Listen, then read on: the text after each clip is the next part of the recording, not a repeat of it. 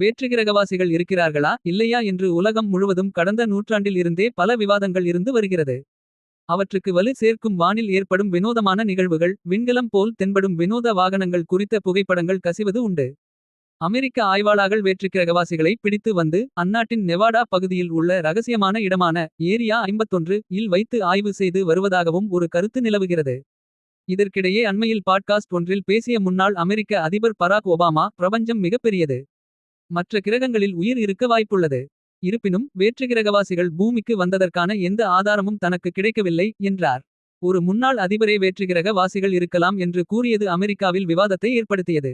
இந்த சூழலில் வேற்றுகிரகவாசிகள் மற்றும் அவர்கள் பயன்படுத்தும் விமானங்கள் பற்றிய கோப்புகளை ரகசிய பட்டியலில் இருந்து பொதுப்பட்டியலுக்கு மாற்றி அமெரிக்க அதிபர் ட்ரம்ப் நேற்று உத்தரவிட்டுள்ளார். இதன் மூலம் அமெரிக்க இராணுவ தலைமையமாக பெண்டகன் மற்றும் தொடர்புடைய துறைகள் தங்கள் வசம் உள்ள வேற்றுகிரகவாசிகள் தொடர்புடைய ஆவணங்களை பொதுவெளியில் வெளியிட உத்தரவிடப்பட்டுள்ளது.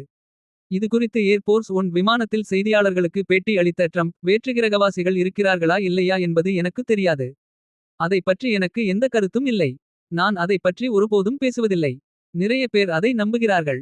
நான் ரகசிய ஆவணங்களை வெளியிட்டு ஒபாமாவின் சந்தேகங்களை நீக்குவேன் என்று தெரிவித்தார். No underground facility unless there's this enormous conspiracy and they hid it from the President of the United States.